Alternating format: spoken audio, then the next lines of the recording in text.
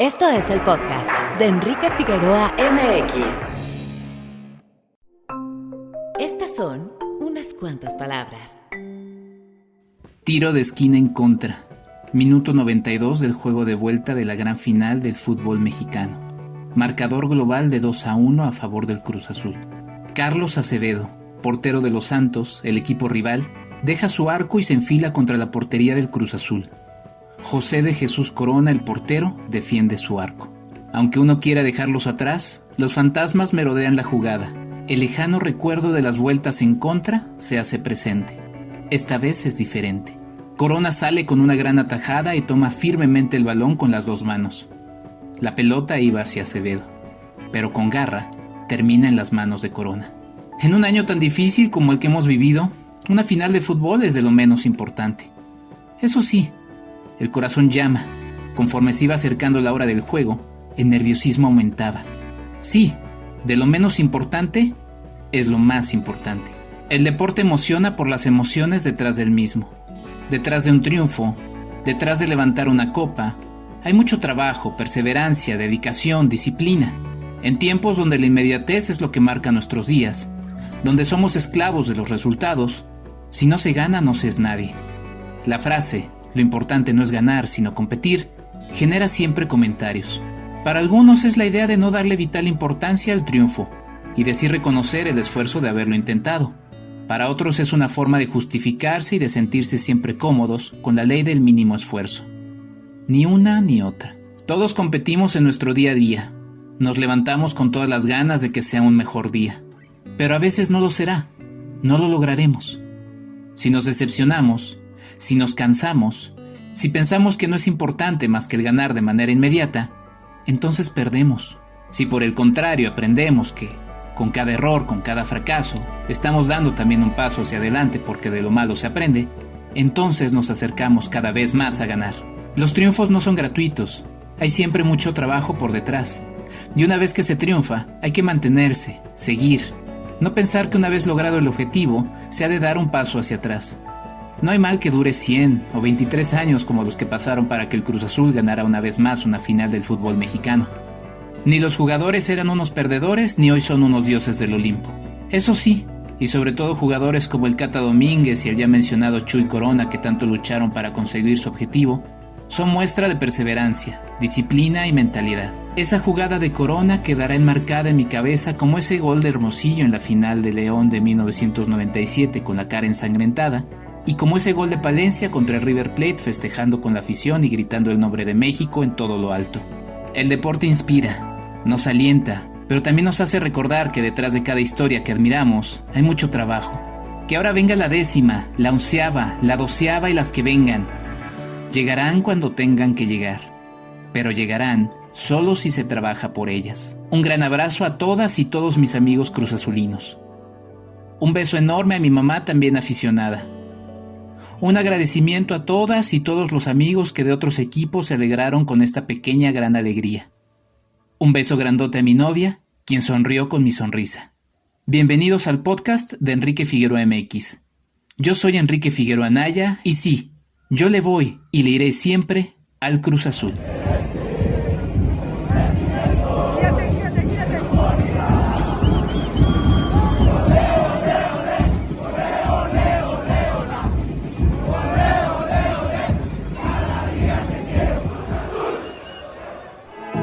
Bienvenido. Este es nuestro invitado de la semana. Muy buenos días, tardes o noches. Bienvenidos a esto que es el podcast de Enrique Figueroa MX. Yo soy Enrique Figueroa Anaya y como siempre me da mucho gusto saludarles en estos episodios que hacemos semanalmente. No es queja, pero ustedes no saben todo lo que nos toca hacer para poder tener un episodio semanal de esto, porque bueno, si entran a www.enriquefigueroa.mx verán que andamos ocupados haciendo bastantes cosas, pero me encanta hacer este podcast y sobre todo me encanta porque me da la oportunidad de volver a hablar con grandes amigos y sobre todo muy talentosos, y me da muchísimo gusto en esta ocasión darle la bienvenida a mi querida Lorena Salcedo. Antes de saludarla, se los voy a presentar. Lorena Salcedo estudió una maestría en comunicación solo para especializarse en cuentos y aplicaciones para niños. Cursó el diplomado de literatura infantil que imparte el Instituto de Estudios Filológicos de la UNAM. Es promotora de lectura, impartiendo talleres en escuelas y asociaciones como IBI y Educal. Ha participado como ponente y asistente en congresos sobre literatura infantil y desde hace 2 años dirige la biblioteca del Instituto Piaget, en el que implementó un plan de lectura basado en la producción audiovisual. Actualmente se está formando como narradora oral en la unidad de vinculación Tlatelolco y sueña con tener su propia biblioteca y es amante de la buena comida. Mi querida Lore, ¿cómo estás? Bienvenida. Hola, aquí, qué bien, gracias. Gracias por invitarme. No, pues la verdad es que me da muchísimo gusto, Lore, porque pues la idea justamente de esto es hablar de diversos temas. Este proyecto, esta empresa, Enrique Figueroa MX, se compone de 3 ejes fundamentales y este es ahora otra vez el eje de educación. Y pues pensé justamente en ti para este tema. Para la gente que también nos está escuchando, pues a mí me une, además de una amistad con Lore, el paso por Concepto Radial, en donde ya entrevisté justamente a su directora Verónica Orihuela, y tú fuiste productora de Concepto Radial, mi querida Lore, también estuviste involucrada con el asunto de los podcasts, esto que está tomando también otra dinámica, ¿no? Ya quizá ahondaremos un poquito más en esto, pero bueno, me da muchísimo gusto que estés por acá. Pero a ver, Lore, lo primero que yo te preguntaría es, ¿cuándo te nace la pasión por la lectura? No sé bien, porque no me recuerdo como una niña así súper lectora y que te diga yo, sí, era la más lectora del mundo y me comía los libros, no. O sea, creo que mi primer recuerdo, bueno, lo que sí es cierto es que en la casa siempre tuvimos libros. Mi mamá tenía una biblioteca muy grande, era psicóloga y entonces siempre hubo libros, ¿no? Entonces era como algo normal. Pues creo que esa es la primera cosa importante que uno no se da cuenta, ¿no? En su momento, pero dices, pues sí, en la casa siempre fue algo común. Y te das cuenta y luego ya que empiezas a ir a otras casas, como, pues aquí no hay libros, ¿no? O sea, lo que uno cree común en su casa, en otras no lo es. Pero mi primer recuerdo así muy intenso es mi papá llevándome a la feria de minería. Creo que aparte es la peor feria para llevar a un niño, pero él muy ingeniero decidió que ese era el lugar. Pero había un espacio del Fondo de Cultura dedicado a niños. Y entonces ahí mi papá me dijo, escoge libros, ¿no? Y me encantó un poco. No es que mi papá haya dicho como, sí, si ella los escoge, es más probable que los lea. O sea, no. Mi papá no es tampoco un lector ávido. Pero no, como que para él fue muy natural. Vamos y tú escoges lo que tú quieras leer, ¿no? Y entonces me acuerdo que compré varios de A la orilla del viento y entre ellos estaba un cuento que se llama La historia medio al revés, que hasta la fecha sigue existiendo, o sea, sigue siendo parte de la colección del fondo. Y ese cuento lo leí 100 veces. Además, mi papá compró como una biblioteca de estas de cuentos infantiles clásicos. Ajá. Y entonces eso era lo que había en la casa, ¿no? Y mi mamá sí era de leer conmigo en las noches. Pero así que yo agarrar así 1000 libros, no. Ya después, perdón, más grande, me empezaron a gustar mucho los libros ilustrados, ¿no? O sea, las ilustraciones me encantaban. Ya estoy diciéndote en la carrera, o sea, ya bastante grandecita.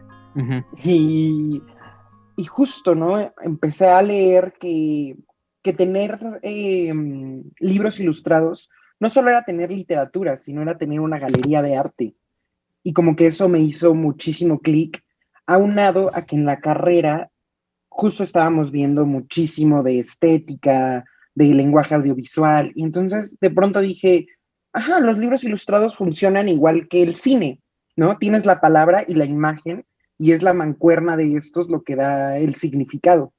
Entonces, pues decidí que iba a empezar a coleccionar libros ilustrados y como a meterme en ese mundo, y ahí fue que me arranqué muy de la mano de la FILIG, ¿no? O sea, ahí era mi venta anual intensa. ¿Que ahí ya llegaste más grande a la FILIG? De niña creo que iba con mi mamá, tengo recuerdos así súper flashazos, ¿no? Ajá. que mi mamá me llevaba y ahí, pero me acuerdo más de mí rodando en las montañitas del Senar Sí.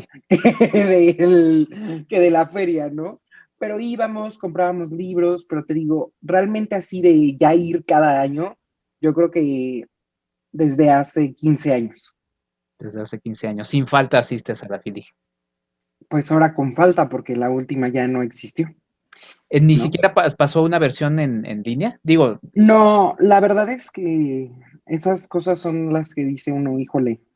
Yo entiendo que había muchas cosas mal hechas del gobierno anterior, de gobiernos anteriores, pero me parece que con la FILIG decidieron tirar todo el trabajo que se llevaba a la basura, como por esta onda de, no, como es de los pasados, está mal hecho, ¿no? Y la quisieron reinventar de una forma que no ha tenido pies ni cabeza. La misma, o sea, gente involucrada en la FILIG, autores, editoriales. Tengo una amiga que se dedica a la venta de libros y ella, de hecho, tenía ella la concesión del Fondo de Cultura, de Océano, o sea, alguien que ha estado ahí, ¿no? Y todo mundo concuerda en que estas últimas ediciones ha sido un retroceso, ¿no? Y creo que no es un tema que se toque mucho, ¿no? Tanto en medios como creo que políticamente, ¿no? Pero la realidad es que si tú te pones a investigar las cifras de lectura y la venta de libros infantiles en México y la aparición de autores e ilustradores, todo es de la mano de la FILIG. O sea, hay cifras que comprueban que la FILIG es realmente la que da nacimiento en México a una literatura mexicana como tal. Entonces, ahí la importancia. Y en Iberoamérica era la más grande en su género, ¿no? En literatura infantil. Este último año, o sea, 2020, no hubo FILIG por la pandemia. Mucha gente decía, bueno, pues aunque sea algo virtual, ¿no? uh-huh. No se hizo, porque desde el año anterior habían avisado que ya no iba a ser una FILIG centralizada, grande, sino más bien varias ferias chiquitas en toda la República, pero tampoco. Entonces, como que nos quedamos sin ni una ni otra, ¿no? Y el año previo a eso, 2019, que fue la primera de este gobierno, tampoco, bueno, ya la feria ya no cabía en el CENART, ya estaba en el Parque El Centenario, las últimas dos ediciones. Pero por temas de protección civil, la última vez que estuvieron en CENART, que fue creo que en 2016, ya la gente no cabía, o sea, llegó protección civil a decirles, ya, ni un ser humano más, ¿no? Uh-huh. Y de pronto se movió al Parque Bicentenario, que muchos decíamos, híjole, está súper lejos, pero la verdad es que sí pasaron cosas increíbles allá, fue cuando se presentó 31 minutos, o sea, la gente fue, tomó muchísima fuerza, autores súper chonchos internacionales vinieron, entonces sí se había vuelto una fiesta, ¿no? Para los que somos amantes del tema, se había vuelto una fiesta y algo súper renombrado a nivel mundial. Y es uno de esos proyectos que al parecer están muriendo, ¿no? Entonces Tristemente. no se sabe si este año vaya a haber. Me estoy enterando Exacto. ahorita. Sí, sí, exacto. Todo el mundo estamos como a la deriva de habrá, no habrá. Te digo, la primera que sí hicieron física, regresaron al CENAR, pero en esta onda de austeridad, ¿no? Que al final yo creo que la austeridad, si vas a obtener el mismo resultado, qué bien, pero si no vas a obtener el mismo resultado, es como entonces no te está saliendo más barato, solo estás comprando algo más barato, ¿no? Y mucha gente se quejó, sobre todo porque los niños, quieras o no, necesitan ver cohetes, ¿no? O sea, necesitan Uh-huh. ver la magia para acercarse. Decían, o uno de los argumentos es que la feria es de las más caras a nivel interno, ¿no? Para el gobierno. Sin embargo, si tú vas con las editoriales, la feria también es la más cara para las editoriales para rentar espacios. O sea, el metro cuadrado en la FILIG, no me acuerdo en cuánto estaba, pero así era el doble que la FIL Guadalajara. Wow. Ajá, o sea, porque justo en la FILIG la onda es que se lo cobraban a las editoriales porque no cobran ninguna entrada. Pero entonces dices, pues si las editoriales estaban pagando, el gobierno que estaba gastando, ¿no? Muchas de las visitas de autores, el gobierno hacía mancuerna con editoriales para pagar boletos de invitados, es decir, de verdad las editoriales creo que están súper comprometidas, no porque sean las más buena ondas y por Sí, no, por caritativa, un tema de negocio. porque el negocio de la industria editorial actualmente de libros impresos está basado en literatura infantil. Es lo que más se vende a nivel mundial. Entonces, pues no es que, o sea, a todos le convenía, pues, ¿no? A todos nos convenía. Claro. Qué interesante esto y justamente para la gente que nos está escuchando, pues ya queda obvio por qué Lore era la invitada perfecta para este tema, porque justamente domina muy bien el tema y a mí me llama mucho la atención porque mediáticamente la Feria del Libro de Guadalajara se nos vende como la feria más importante, no solamente en México, sino en Latinoamérica, pero pues tú con números nos dijiste, pues está la FIDIC, ¿no? Que lamentablemente ahorita pues queda ahí a la deriva y bueno, ya será tema para otra situación. Ya ni llorar es bueno. Vaya, es una situación muy complicada la que se está viviendo, pero a ver, te voy a lanzar otra pregunta y a partir de lo que acabas de lanzar te voy a lanzar otras porque la verdad es que me resulta muy interesante, pero quizás la más obvia, mi querida Lore, ¿por qué es importante leer? ¿No? Fíjate que lo he estado pensando mucho últimamente también porque, sobre todo creo que se ha confundido mucho esta onda de leer en papel y la nostalgia y el libro, y si se va a morir el libro o no. Mm. Hay cosas que creo que todos nos agarramos justo de lo que fue, ¿no? Cuando yo llegué a la biblioteca de la escuela en la que estoy, más de la mitad del inventario eran enciclopedias. ¿No? En una primaria en que los niños tienen iPad, celular, computadora, ¿no? Y dije, híjole, y todavía yo buena onda cuando llegué dejé la mitad de enciclopedias, ¿no? Pero ahorita ya es como, ya es una necedad, ¿no? Ya es un polverío.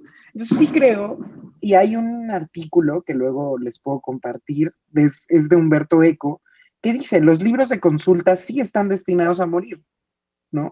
Porque justo el Internet eh, cubre esa necesidad al 100, ¿no? Y de una forma mucho más rápida, mucho más exacta, tienes acceso a millones de fuentes, ¿no? Entonces, bueno. Sí. Por Pero favor, el búscanos en libro, esa enciclopedia, perdón, la definición de computadora. Muero de ganas por ver. Digo, a ver qué dice, ¿no? Así, caja te que la puedo ocupa. buscar, sí, sí, Sí, medio cuarto. medio corto, exactamente.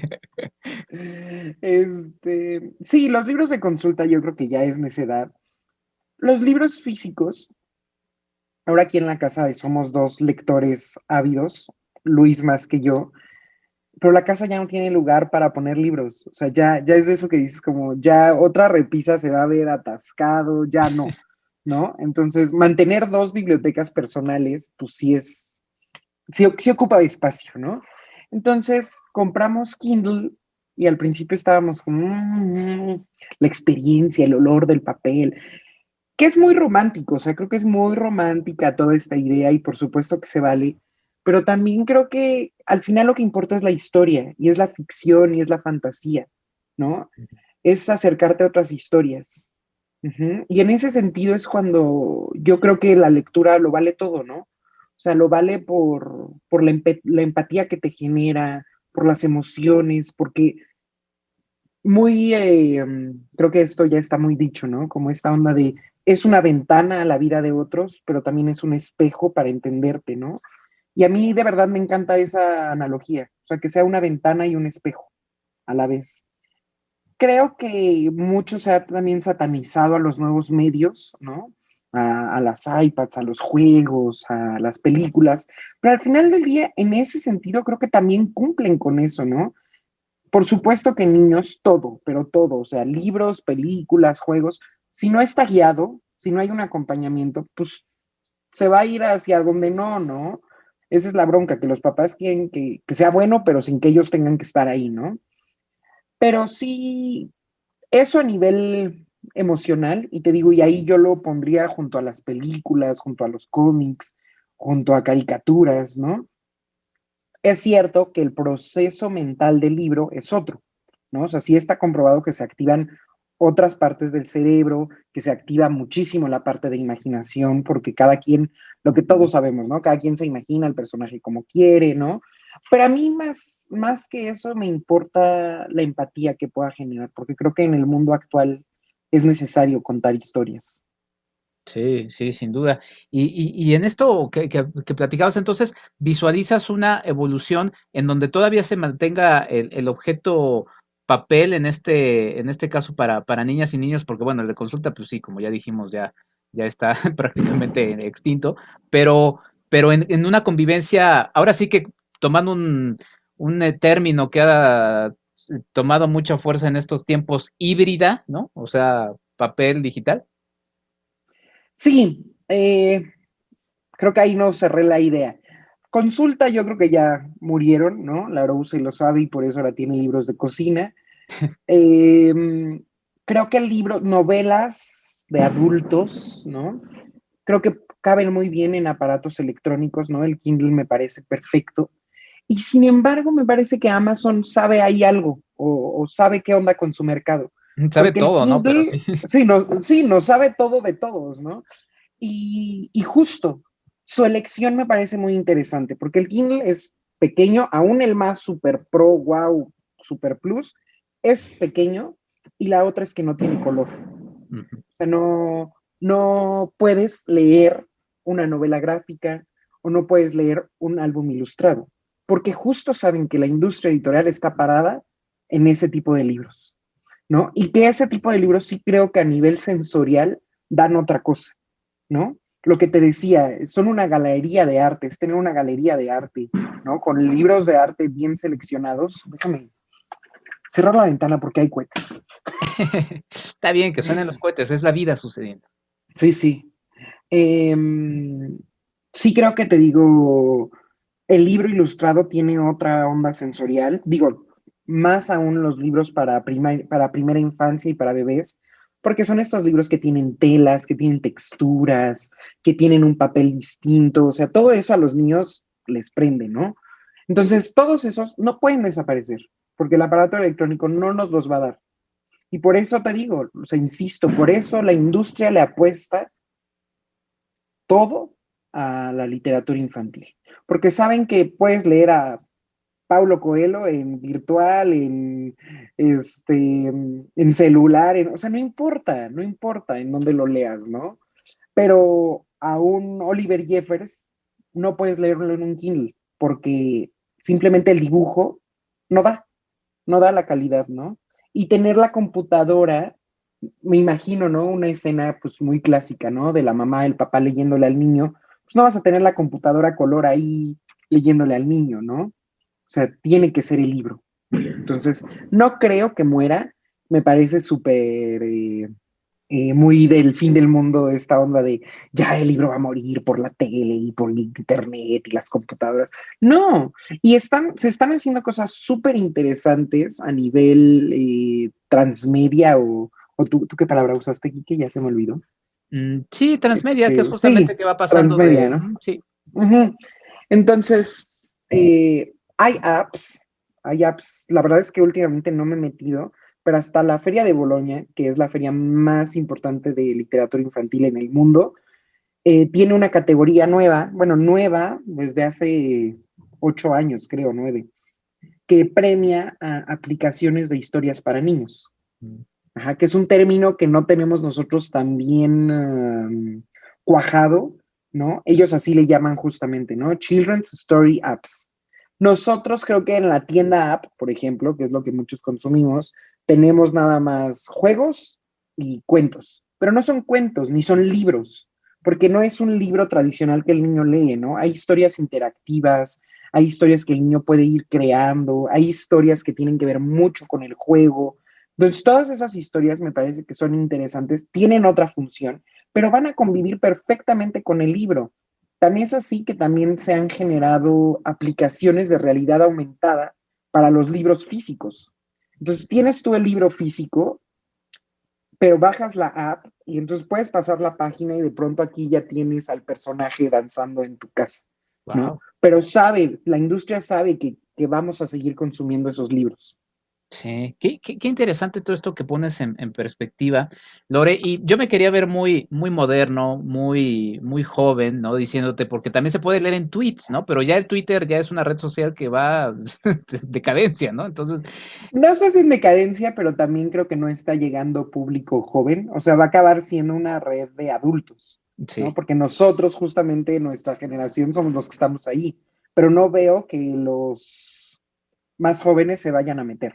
Sí, no. Voy a abrir mi cuenta de Twitter de libros de consulta para ahí hacer un club justamente sobre eso, pero quería ir un poco a eso y otra vez sobre el tema de por qué es importante la lectura. Se puede leer en tweets, pero también justamente este formato de lectura tan acotado eh, cambia, y digo, quizá aquí me estoy metiendo en camisa de 12 varas, pero yo me acuerdo haber visto un análisis de los discursos de Trump, por ejemplo. Y decía, es que si lees el discurso completo de Trump, no tiene coherencia, no tiene sentido. El señor nada más lanza tweets. ¿Por qué? Porque la gente se está acostumbrando, y en este caso eran los electores, no era gente tan, bueno, quizá gente más joven, ¿no? Pero los electores, o sea, no eran niños, pero se está acostumbrando a leer en estas formas tan acotadas. Eh, Eso termina teniendo algún asunto pues, que implicará en cómo vemos y resolvemos nuestra realidad y bueno, pues lo vemos en las discusiones de Twitter, ¿no? O en el día a día que de repente uno dice, no se manda un correo de trabajo y ¿dónde está esta cosa? Está en el correo, lo escribí ahí, ¿no? Entonces es así como, ha cambiado mucho eso y eso termina siendo también dañino. Fíjate que ahora, no sé si ya viste la nueva función de WhatsApp, que puedes acelerar los mensajes de voz. O sea, yo pensaba como, Sí. es la inmediatez de la inmediatez. No solo los tweets y la lectura, creo que ya toda nuestra vida es de inmediatez. Y ya no digas en los niños y las consecuencias. O sea, me veo a mí pidiendo un Uber y que dice, tarda 10 minutos. Y yo, no, ya, ¿para qué? Yo cancelo. O sea, una locura que ya rebasa todo, ¿no? Y por supuesto que los niños están creciendo así, ¿no? Ya, ahorita, fácil, rápido, ¿no? Y sí a la larga va a causar, yo creo que estragos. Hace poco, justo estamos haciendo un trabajo con unos niños de investigación y entrevistamos a una psicóloga y decía, a la larga, el déficit de atención, la memoria a corto plazo, todo eso que implica la espera, se va a empezar a dañar en los niños, ¿no? O sea, en 10 años vamos a ver, ella decía, así un crecimiento de déficit de atención, de poca retención, de mala memoria, porque justo, ¿no? O sea, como ya ahorita, ¿no? Y aparte creo que no solo es lo rápido que te llega la información, sino lo rápido que se va de ti, ¿no? Porque justo es tanta que te llega y ese día, ay, sí, qué horrible, maldito Trump. Y al día siguiente ya pasó otra cosa y ya se te olvidó lo de ayer, ¿no? Entonces, sí creo que pueda tener costo a largo plazo, no solo en los niños, te digo, yo me veo a mí misma, ¿no? Con esta onda o en Uber Eats también, como, no, va a tardar 40 minutos, ¿no? O esperar ya en bancos, esperar en filas, creo que cada vez nos pone peor a todos. Entonces, a nivel lectura, por supuesto que ahora les muestras un libro a los niños gordos y no, eso está eterno, ¿no? Entonces, sí creo que a veces hay que hacer una pausa y a mí misma me cuesta vamos a leer, porque leer creo que justo es una actividad muy lenta, si lo piensas, ¿no? O sea, no es lo mismo ver un capítulo de Game of Thrones que leer el libro, ¿no? O aunque te veas toda la serie, no es lo mismo eso que el libro, ¿no? El tiempo que te toma, el esfuerzo que te toma, ¿no? Como que es muy cómodo. Es muy cómodo ver las series, ver las películas, porque nada, llegas, te sientas y no exige nada de ti, creo, ¿no? Digo, a menos de que veas Dark y cosas así súper intensas, pero sí creo que es muy distinto a leer, porque de verdad, hasta ya no digas algo mental, o sea, físicamente el ojo, pues se cansa más, ¿no? O sea, es una chamba extra. Entonces sí creo que la inmediatez nos va a costar.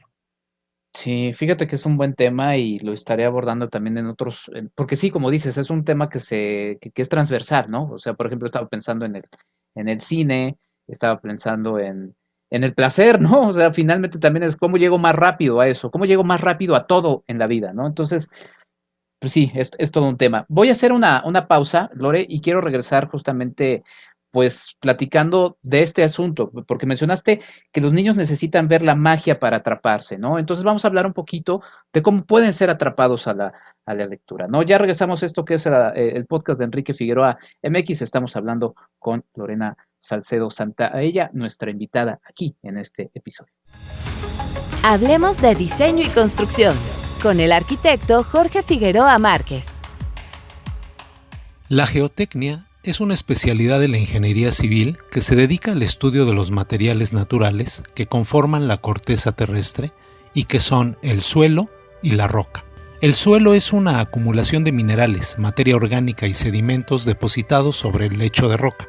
El suelo tiene una relativa adhesión y esto puede provocar que se separe o se disgregue fácilmente. La roca, por el contrario, tiene una muy alta resistencia. La mecánica de suelos es la rama de la ingeniería geotécnica que analiza el comportamiento físico y las propiedades de los suelos para facilitar el diseño y la construcción de cimentaciones en obras de ingeniería civil y otro tipo de estructuras. La ingeniería de cimentaciones debe ser capaz de predecir el comportamiento del suelo o roca donde ésta se asienta debido a las cargas que le transmite la estructura. El comportamiento del suelo o roca es tan diverso como el tipo de estructura que soporte. Los empujes o carga que transmiten las estructuras al suelo o roca no solo son en forma vertical, también se dan en el sentido horizontal. Parte de la problemática a la que se enfrenta el diseño y la construcción de cimentaciones pasa por la estabilización de taludes, las presiones del agua y la rehabilitación de viejos edificios, entre otras. Las cimentaciones no solo deben resistir el peso propio de las construcciones que sustentan, también deben considerarse factores como el viento, los sismos, etc. Los resultados del estudio de la mecánica de suelos nos determinan con base al tipo de estructura qué características de diseño deberá tener la cimentación. Los tipos de cimentación pueden ser superficiales, como zapatas, losas de cimentación y cajones, que se apoyan en la capa inmediata del suelo, o profundas, como pilas y pilotes que buscan ya sea el apoyo directo en los mantos rocosos o que van entrando por golpeo hasta que logran literalmente atorarse con la base más resistente que encuentran. En forma general, los estudios de mecánica de suelos se realizan en 3 ámbitos de trabajo. En campo, en donde se obtienen muestras físicas. En laboratorio, en donde se clasifican los materiales de las muestras, se revisan sus contenidos de agua, su consistencia y otros valores, y se realizan pruebas mecánicas con equipo especializado. Y finalmente en gabinete, donde se lleva a cabo la interpretación de los resultados de campo y de laboratorio, de tal manera que sean base para el análisis geotécnico y para el diseño de la propuesta de cimentación, ya sea superficial, profunda o mixta. Se emiten procedimientos de excavación, procedimientos constructivos y propuestas para el mejoramiento de los suelos existentes. Hasta la próxima.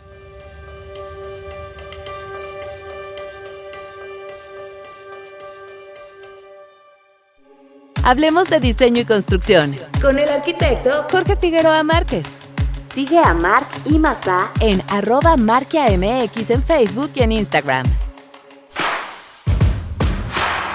www.enriquefigueroa.mx. Cadena de favores.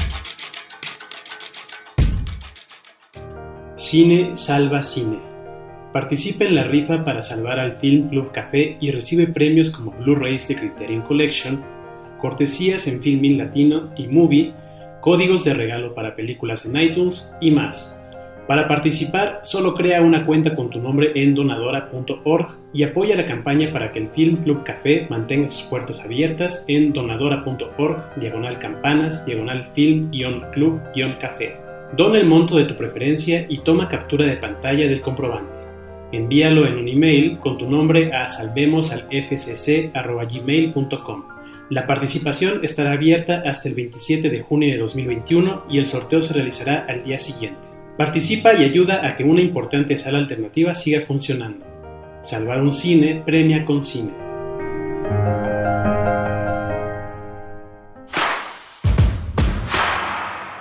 @EnriqueFAMX en Twitter. Y regresamos a esto que es el podcast de Enrique Figueroa MX y pues me da muchísimo gusto continuar con Lorena Salcedo Santalla. Estamos hablando de literatura e infancia. Lore, yo me acuerdo, y esto va para todo tipo de cosas con las que fuimos introducidos, por lo menos no sé si en nuestra generación. O sea, por ejemplo, a mí me encanta la música, pero pues llegué a la música por la flauta dulce y no era la cosa más atractiva del universo, ¿no? Y empecé a odiar las notas musicales, leerlas, el do, re, mi, o sea, todo mal con eso. Y con la lectura de alguna manera, pues fue un poco parecido, ¿no? Porque nos ponían libros que quizá de entrada no te atrapaban tanto, ¿no? Tenías que leerlo, ¿no? Y por ejemplo, aquí digo, ya no sé si siguen esas campañas, pero esas campañas también actuales de lectura de siéntate y lee 20 minutos. Y tú así de, ¿what? O sea, ¿qué? Ya más llego y tomo el tiempo y ya llevo 18 minutos de lectura, me faltan 2, ¿no? O sea, es así como de, ¿cómo podemos? Y esta es la etapa fundamental. Estamos en infancia, estamos en una etapa en donde los podemos enamorar de eso y ya una vez enamorados, ya tienes la tarea completa para muchas cosas en su vida. Pero no es tan sencillo atraparlos porque además también, como bien mencionaste, bueno, está el TikTok, ¿no? Estoy mencionando algo así. Está Game of Thrones, está cómo compites contra todo esto o, como bien dijiste, igual no compites, cómo te insertas. Yo creo que justo, no compites. Y eso es algo que, por ejemplo, qué horror, espero mis misas no lo escuchen, pero yo a las maestras luego por eso digo como, no entiendes nada, ¿no? Porque siempre se ponen, o sea, en diplomados, en congresos, es que los niños ya no son como antes. Pues es que la vida ya no es como antes, reina, ¿no? O sea, quieren que los niños tengan la infancia que tú tuviste hace 40 años. No puede ser, no lo puedes enamorar igual. Igual y antes pues, vivías en el pueblo y no había ni tele ni nada y te leías el libro que fuera porque era lo único que había, ¿no? Entonces, a mí me molesta mucho esa parte de los niños no son como antes, porque aparte tú como adulto no te responsabilizas, ¿no? O sea, el niño es el que es bien menso y entonces ya, ¿para qué hacemos algo? Y te digo, creo que es conocer a la infancia, ¿no? Últimamente he estado yo pensando mucho en cómo todos ahora somos parte de una minoría y todos luchamos por nuestros derechos y, ¿no? Desde las mujeres, LGBTI, Q más, ¿no? Y todo el mundo, ¿no? Y los pobres perros de la calle. Y de verdad yo a veces pienso, y por los niños, ¿quién alza la voz? ¿No? Creo que no nos damos cuenta de que sí es una población súper vulnerable, de que muchos adultos los menseamos, ¿no?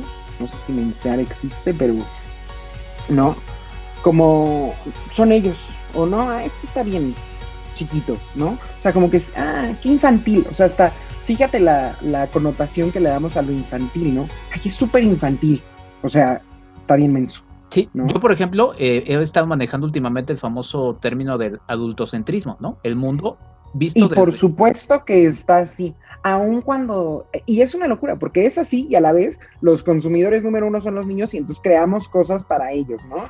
Entonces es ahí la dualidad. Creo que se necesitan nuevas herramientas para traerlos a la lectura y a cualquier cosa para que les guste. Hay un libro que me gusta mucho de Huizinga, se llama el autor, que es el Homo Ludens, y habla sobre el juego. Y hay una parte que me encanta que dice, el juego, cuando es obligatorio, deja de ser juego.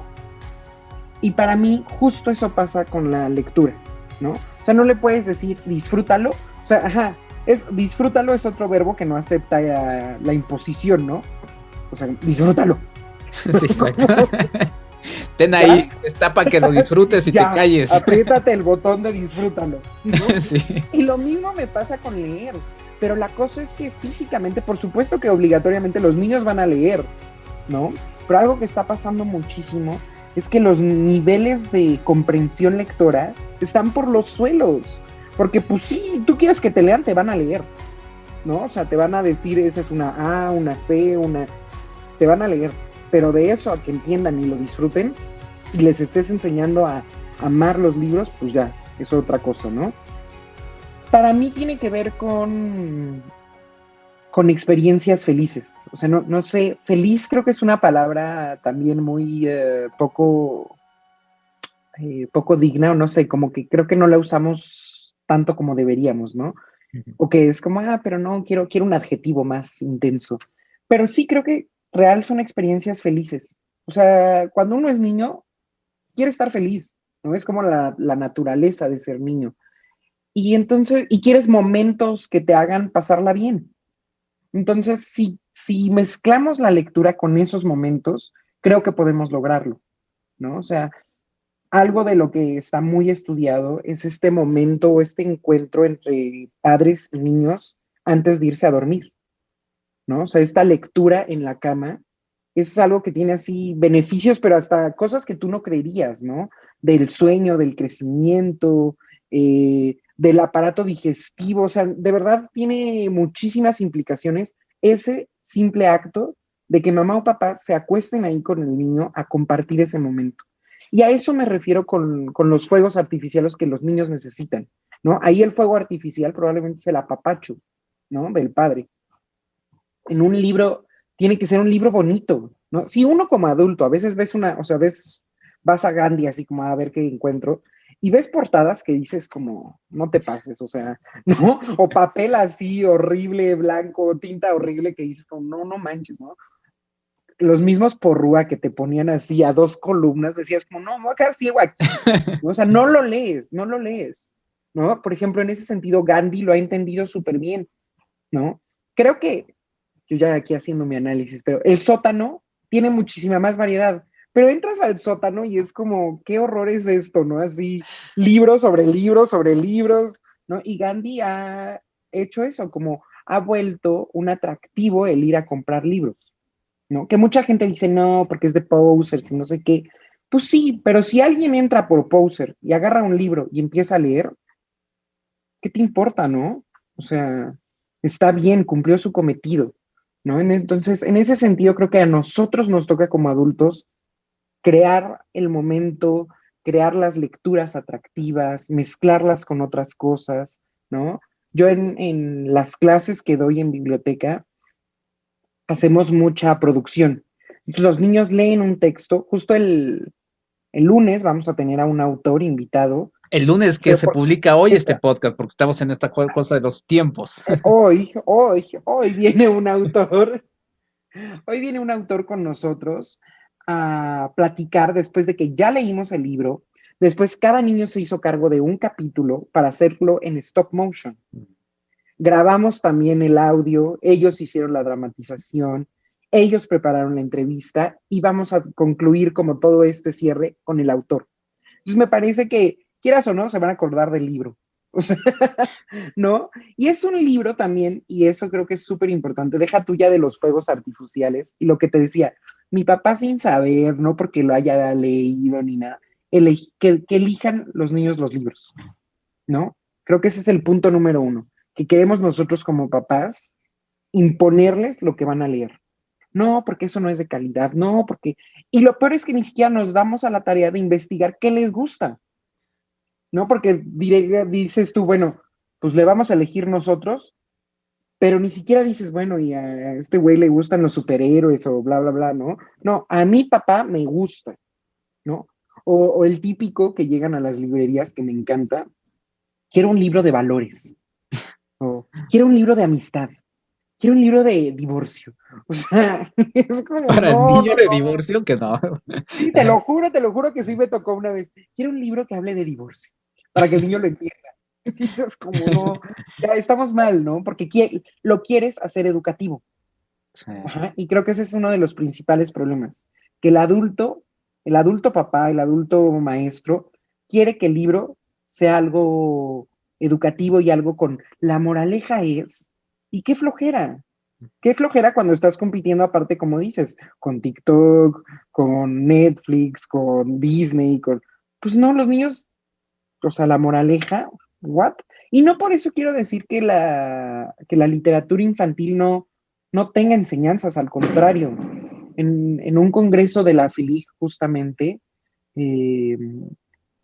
Villoro decía, la literatura infantil es tan profunda como la filosofía, porque toma los temas básicos de la vida, ¿no? Y se pregunta sobre eso, o sea, sobre la amistad, sobre el amor, sobre la muerte, sobre quién es uno. Y sí es cierto, esos son los temas recurrentes, pero no necesitan tener la moraleja es, ¿no? La misma historia es educativa para los niños, ¿no? La misma historia les muestra otras formas de pensar, otras formas de ver las cosas, ¿no? Entonces, creo que ahí está el pequeño problema. el pequeño problema. Tocaste muchos puntos, pero voy a tratar de conjuntarlos en la siguiente pregunta, porque digamos que estamos como en dos opuestos, ¿no? O sea, yo me acuerdo que, ese sí lo leí en la juventud, todavía lo tengo por ahí, el Miocid, y sí me acuerdo mucho, creo que era una versión justamente de Porrúa, no me acuerdo, pero sí me acuerdo mucho por la anécdota de que leí la parte en español y estaba la parte creo que castellano antiguo, ¿no? Y entonces me acuerdo que sí duché como mucho tiempo diciendo, es que no entiendo, no entiendo, y de repente fue así, no entiendo porque no me había dado cuenta de que estaba la versión antigua. Pero ya una vez, y la edición me acuerdo que no era ni atractiva ni nada, pero cuando empecé a leerlo, porque tenía que hacerlo para la escuela, lo leí y me atrapé. Y digo, sí sonará así como de súper, ay, sí, sí, se atrapó por el Miocid. No, es que de verdad es muy entretenido el Biocid, o sea, de verdad es que sí fue una cosa que me acuerdo hasta el momento que sí dije, wow, qué padre historia.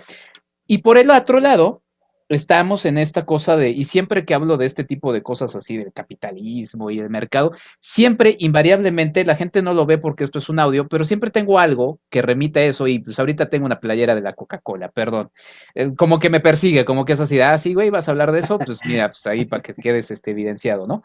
Pero sí está esta otra parte que es como la Coca-Cola, como las hamburguesas de McDonald's, está ahí para que lo disfrutes, disfrútalo, sé feliz, ¿no? ¿No? Y que son muchas de las cosas, muchos de estos productos que están hechos para eso, ¿no? O sea, que pasan por miles de estudios, mesas llenos de corporativos y están justamente pensados para eso. Pero ahí se inserta justamente algo que mencionabas y que también me remite a otro momento de mi infancia muy divertido, que eran estas ferias que se hacían, por ejemplo, en la escuela o en la escuela donde trabajo, en una primaria, hay todo un sector de talleres, pero todo arranca con una biblioteca. Y me decían, es que aquí es donde van a buscar encontrarse con esto, permitir a niñas y niños encontrarse, que no sea una imposición, sino que sea encontrarse. Y ahí juega un elemento muy importante la biblioteca. Cuéntanos un poco de ello, que es justamente tu espacio de trabajo, Lore. Pues era. Ok. Era hasta hace un año, ¿no? Y Bueno, por la esa, situación, claro. esa es una tristeza, pero fíjate que cuando te digo, yo llegué ahí como externa a dar una asesoría de la biblioteca. Es la primera vez que llegué, la biblioteca está arriba, ¿no? Es como un segundo piso y toda está llena de ventanas. Pero la biblioteca anterior decía que daba mucho sol, entonces tenía cortinas cafés, ¿no? Y las paredes estaban pintadas de beige y de café. Entonces, sé que esto les podrá parecer como, ¿y eso qué? ¿No? Pero no, eso sí importa, porque como niño entras a un espacio lúgubre, ¿no? ¿Y quién quiere estar en un espacio lúgubre? Y luego, estas enciclopedias gigantes ahí asustándote, ¿no? Pues no. Lo primero que hicimos fue renovar el espacio, entonces metimos colores, entonces la pared tiene ahora azules, verdes, rosas, blanco, quitamos cortinas, quitamos enciclopedias y compramos un pequeño pool nuevo de libros, ¿no? De libros que yo sé por el trabajo que he hecho con niños, por las reseñas, que les van a gustar a ellos. Ya si a las mises o a mí no me gustan, qué triste, ¿no? Entonces, poner libros a la altura de los niños, ¿no? O sea, ya desde ahí empieza esta onda que muchos bibliotecarios o mucha gente en librerías no entiende. La literatura infantil tiene que estar abajo a la mano del niño, ¿no?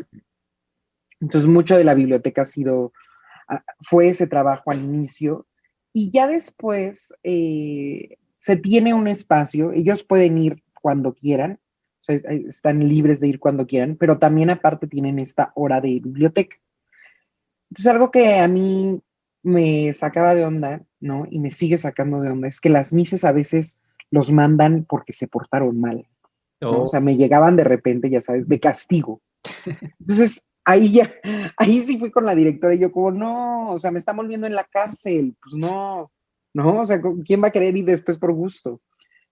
Hicimos adecuaciones, acomodamos el espacio, se hizo un espacio con una alfombra para que los niños se tiraran ahí a leer, que antes solía ser solo para preescolar, entonces los niños grandes no podían acostarse ahí ni tocar la alfombra, y ya, yo decidí que todo el mundo podía acostarse en la alfombra y agarrar el libro que quisiera, ¿no? Y pasó algo muy curioso, los niños grandes empezaron a ir y a agarrar libros de preescolar, ajá, libros que tú dices, esto es para un niño de prefers, de primero de primaria, los de sexto los agarran y les encantan, y se ríen, y los leen, y los releen. Ajá, que a mí me parecía muy curioso, ¿no? Porque por un lado son chavos que ya están en otra onda, y el teléfono, y la pose, y de repente los veías ahí tirados con el libro de Oliver Jeffers, de Anthony Brown, ¿no? Porque son chistosos, porque son divertidos. Entonces, creo que es eso, punto número uno, el espacio tiene que acercar a los niños, ¿no? Y en ese sentido creo que tiene que cumplir esa función de ser un lugar cálido en el que ellos se sientan libres de agarrar lo que sea. Había también, antes de que yo llegara, letreros de no hablar. No, pues son niños, ¿no? O sea, por qué no hablarían, no? Sí. Y a los 6 meses de todos estos cambios, empezó a pasar que en el recreo se me empezó a llenar la biblioteca, ¿no? O sea, se empezó a llenar la biblioteca y empezó a ser un espacio de socialización que muchas maestras y mamás, debo decir, no lo entendían al principio. Entonces había mamás de, no, es que se está yendo a la biblioteca solo y no está socializando.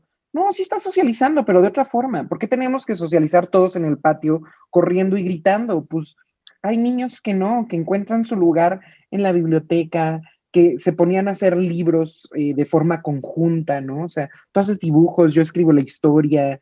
Es decir, empezó a ser un espacio de encuentro entre los mismos niños lectores, ¿no? Y creo que no hay nada más atractivo o no hay nada más que atraiga a un niño a la lectura que ver a otro niño disfrutándolo, ¿no? Entonces creo que las bibliotecas se tienen que convertir, o las bibliotecas escolares, en ese espacio de goce, ¿no? No en ese espacio de estudio serio.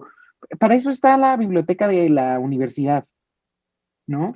Pero sí, al menos en mi filosofía, la lectura va muy de la mano con el juego. Tiene que ir de la mano con el juego y con la diversión para que los niños se enamoren.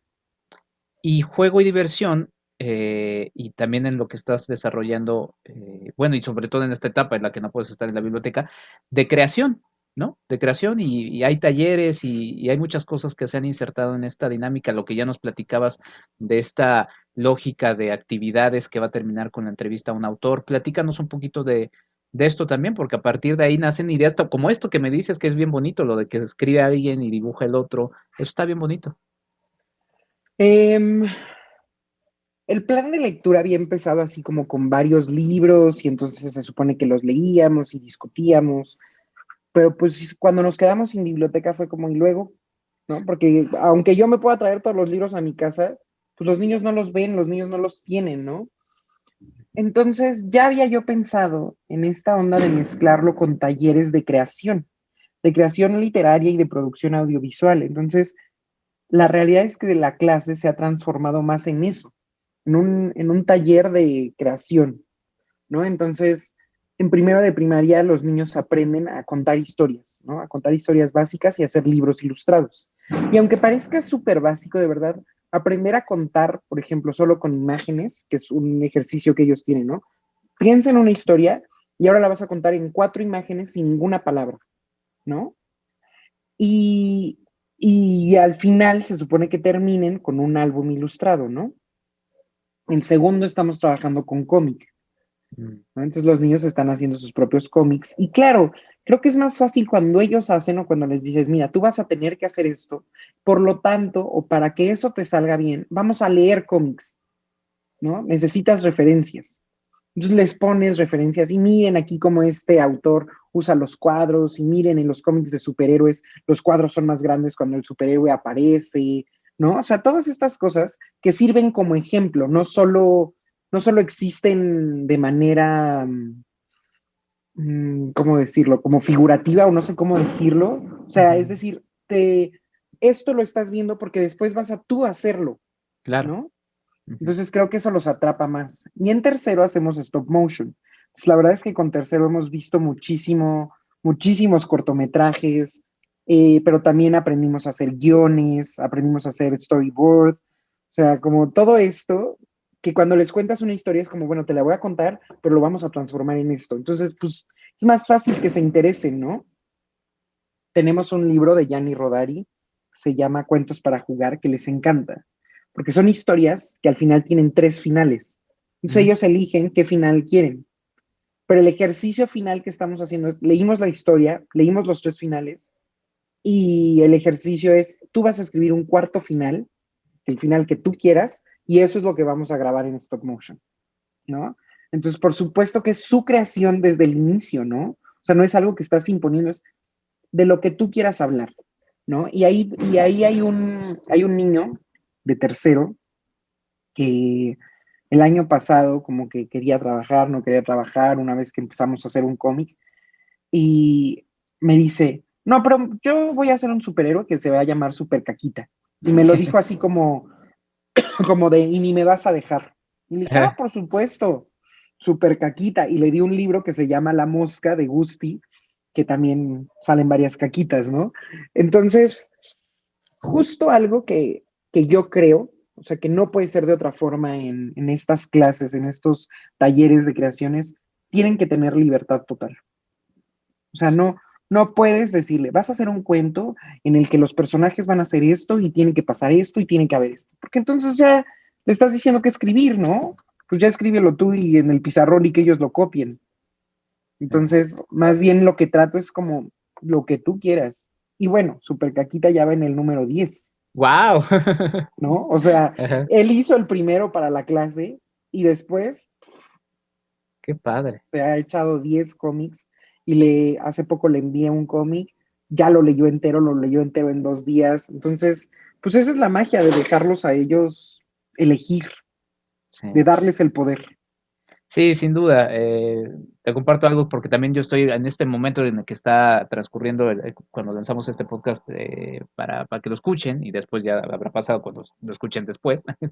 Estoy dando un taller de podcast para niñas y niños y una dinámica es que hagan una entrevista y una niña me dijo, ¿puedo entrevistar a mi gato? Y yo, claro, ¿no? O sea, entrevista a tu gato, por favor, ¿no? Entonces, es muy padre y justamente esas cosas son las que alientan y las que uno dice, wow, ¿no? Y nos saca del adultocentrismo, ¿no? Porque dices, claro, están ellos con su gran imaginación, con todo lo que hay dentro de ellos, que, pues bueno, la idea es que no se vaya muriendo cuando ya uno es adulto, ¿no? O sea, esa imaginación y esa creatividad. Es que justo creo que hay que incitarlos a aplaudirles, aplaudírselos, ¿no? Reconocérselos, porque justo lo que pasa con el adultocentrismo es eso, que, ay no, ¿por qué dices eso? Ay no, como al gato, ay no, como Super Caquita. Pues claro, lo estás regañando, y luego, ay, quién sabe por qué se les murió la imaginación. Sí, yo sí les puedo decir.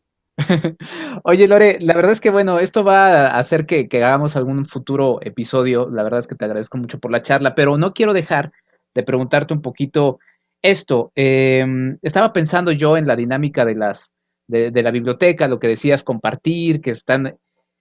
¿Qué va a pasar con esto que vamos a regresar, ¿no?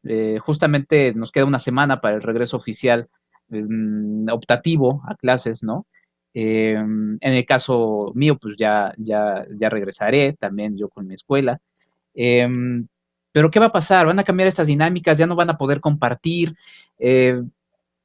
También hay una cosa muy natural de que pues, los niños pues, se van a estar quitando el cubrebocas y se va a romper y, o sea, cuéntanos un poquito, ¿tú cómo visualizas y cómo también estás preparando este regreso? No sé si ustedes van a regresar para cerrar el ciclo escolar o van a esperarse a iniciar el que sigue. Cuéntame un poquito de esto. No vamos a regresar nosotros, ¿no? Porque nosotros empezamos el semestre, de hecho, 2 semanas antes que la SEP. ¿Te acuerdas que, no sé si o sea, bueno, ya nuestro gobierno.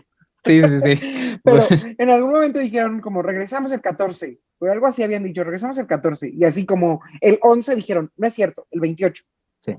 No, pues ya, o sea, ¿no? Ya, en sus marcas, ¿listos? No, pues no. Ya nosotros arrancamos esas 2 semanas antes. Sí, que perdón, nada más voy a hacer una acotación que es así como de, es que ¿cómo puede ser? O sea, todo se tiene que planear, ¿cómo es que hacen esto? Y ya después ves y dices, no, sí, tiene toda la... Sí. No, bueno, esta semana creo que la SEP cada día ha sacado nueva información, ¿no? Entonces, como que mandan una información y alguien les va a decir, como no inventen qué es esto. Y al día siguiente, no, bueno, esto más Z. Y al día siguiente, no, bueno, Z más Y. Pues no, pero bueno, nosotros entramos 2 semanas antes ¿no? Y vamos a salir 2 semanas antes, ¿no? Por esas dos. Entonces, realmente nosotros regresar No tiene sentido. no tiene sentido, ¿no? Y es lo que muchos decimos, ¿no? O sea, no tiene caso regresar ¿a qué? Y obviamente creo que tiene que ver con algo eh, electoral, ¿no? Ven, se solucionó, ¿no? Cuando no es cierto, no hay nada solucionado, ¿no? Las escuelas, muchas escuelas sí están preparándose para el regreso, pero los papás tienen como todas estas mil dudas, como, pero y los niños ni están vacunados, Sí. nosotros papás tampoco, y los niños, y cuando, desde cosas tan básicas como cuando están en el recreo, cómo van a comer, si tienen el cubrebocas, y mamás que han dicho como, pero y el niño que por naturaleza corre con el cubrebocas, se supone que sí, después de un tiempo de traer cubrebocas pues empiezas a tragarte tu propia cosa que estás sacando, ¿no? O sea, cosas tan básicas, pero es como, pues sí, eso pasa cuando haces las cosas así de, ya, ahorita, ¿no? Entonces, bueno, en donde yo estoy no vamos a regresar ahorita, regresaremos en agosto. Creemos que con clases híbridas, creo que va a ser un reto, ¿no? Yo siempre he pensado que la docencia y los niños es un trabajo muy físico. O sea, muy físico desde el sentido en el que tú como maestro no estás sentado ni un minuto, ¿no? Yo fui Godín en algún momento de mi vida, estuve en oficina, y la verdad es que en oficina estás sentado, vas por el café con Chuchín, regresas, abres redes, y ya como por ahí de las 12 del día dices como, ya me voy a poner a trabajar. Y en la escuela no pasa eso, en la escuela estás a las 7:45 parado con los chamacos y así hasta las 2:30, ¿no? O sea, no puedes estar así como, "Ay, ahorita me voy a relajar mientras están haciendo X, ¿no? En ese sentido es físico y en el sentido en que es inevitable que ellos te toquen y tú tocarlos, ¿no? O sea, los niños son personas que necesitan el contacto y entre ellos mismos, ¿no? Entre ellos mismos se tocan, se empujan, ¿no? Se abrazan, todo. Y a uno también. O sea, hay niños así, los chiquitos, por ejemplo, van y se te acurrucan como si fueras la mamá, ¿no? Y ahí están ahí metidos en tu axila, ¿no? Y los más grandes también te abrazan o sea, quieren tocarte y tú creo que es inevitable que también uno los quiera tocar, ¿no? Los quiera apapachar, entonces sí va a estar difícil, creo, sí va a estar duro este regreso. No sé cómo va a funcionar los proyectos, ¿no? O sea, esta onda que decíamos de los niños leyendo libros, el mismo libro los dos juntos, ¿no? O sea, ¿cómo vas a controlar esta onda de 1.5, ¿no? Porque imagínate una maestra con 20 niños, 1.5, 1.5, ¿no? Pues no, Y todos vas a se van a sanitizar pegar. los Y van a libros y salir, ajá, mojarlos, ¿no? no. Va a estar difícil, va a ser un reto. Creo que vamos a tener que hacer mucho uso de la literatura electrónica, ¿no? Y de la tecnología todavía, aún en vivo. Ya. Pues sí, porque finalmente también ahí hay, como bien marcabas, un riesgo, digo, también hay una realidad de cómo son las dinámicas de su edad, pero bueno, sí, la verdad es que es todo un tema.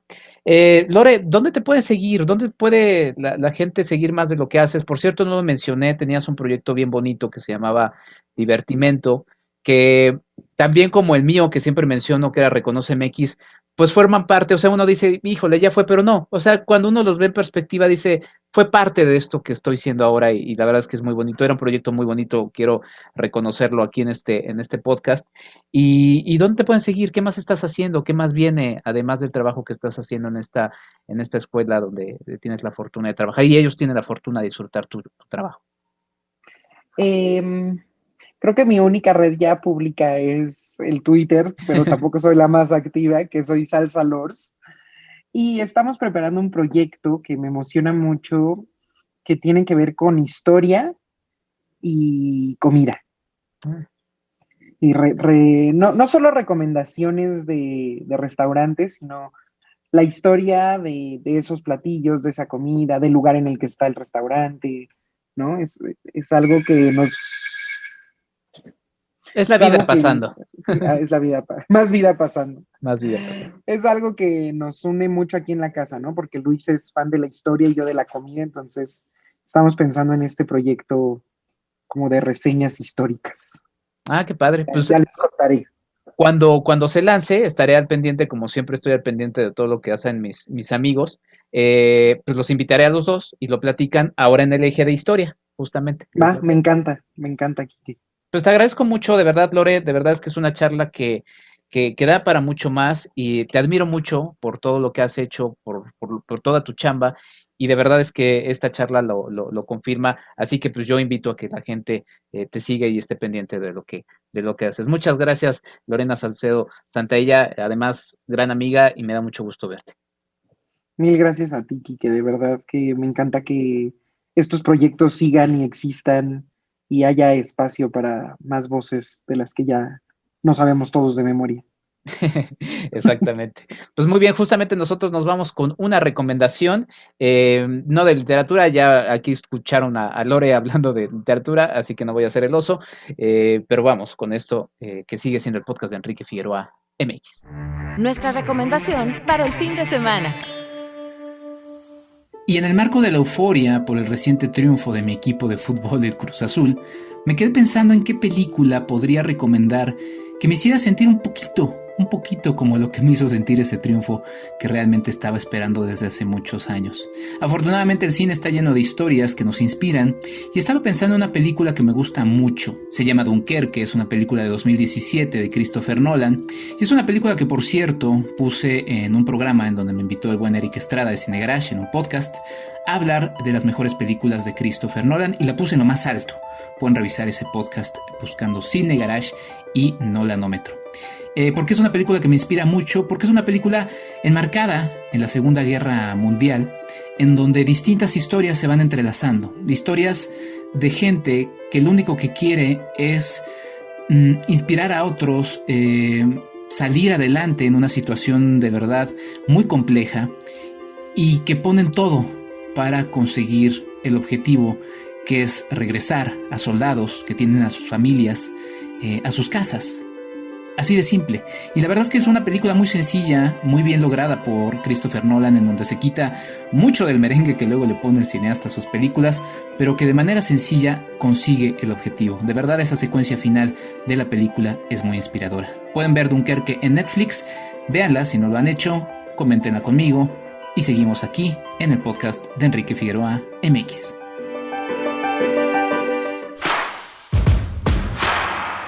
@Enrique Figueroa MX en Facebook y en Instagram. ¿Quieres ayudarnos a hacer más contenido? Tu apoyo es fundamental. Entra a www.patreon.com/Enrique Figueroa MX y elige entre las muchas recompensas que tenemos para ti. Desde un agradecimiento en este podcast hasta tu participación en un cineclub en línea donde tú puedes elegir el tema. Además de 50% de descuento en nuestros cursos, talleres y tours. ¡Únete! Sé parte de esta comunidad. Y así termina un episodio más de esto que es el podcast de Enrique Figueroa MX. Les agradezco mucho el favor de su atención. Les agradezco a mis Patreon. Muchas gracias, Ligia Plácido. Muchas gracias, Claudia Villegas, por sumarse a este esfuerzo de tener un podcast semanal. Recuerden que todo lo que estoy haciendo lo pueden checar en enriquefigueroa.mx. Afortunadamente se han y se seguirán subiendo nuevos proyectos que les estaré informando. Ya también con la reactivación que se ha estado haciendo poco a poco de las actividades de manera presencial, se irán sumando algunas otras cosas más, así que les pido estén muy atentos, sobre todo en los siguientes meses en donde se va a cruzar la etapa veraniega. Muchas gracias una vez más por el favor de su atención. Tengan ustedes una muy linda semana. No dejen de escribir qué es lo que les parece en estos podcasts, qué temas también les gustarían. Y ya saben, si les gusta, compartan. Si les gusta muchísimo, sean parte de patreon.com/Enrique Figueroa MX y sean parte conmigo del mecenazgo que esto trae. Hay diversas recompensas. De verdad les invito a que formen parte de este proyecto. Sin más, yo me despido. Tengan ustedes una muy buena semana. Hasta la próxima.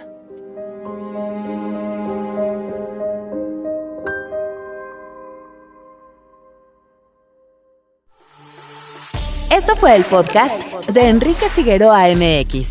Hasta la próxima.